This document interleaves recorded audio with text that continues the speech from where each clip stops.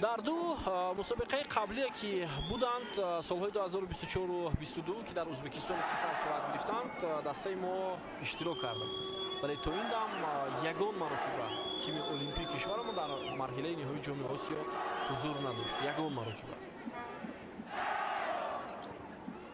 дар бозии осиёӣ ҳам ду маротиба дастаи мо иштирок карда буд.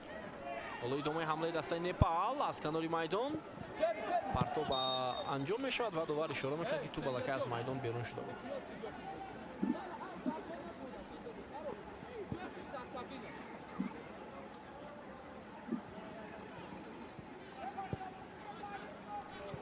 дар бозии осиёӣ гуфтем ду кара дастаи мо иштирок карда буд.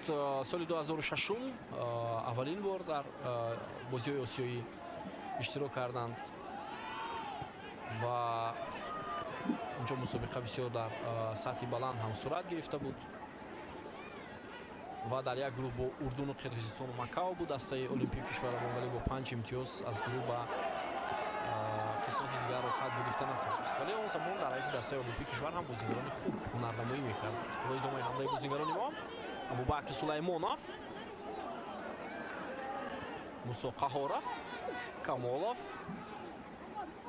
Ахназаров, Меҳрубон Каримов. имконияти дома додани ҳамла ҳаст барои бозингарони мо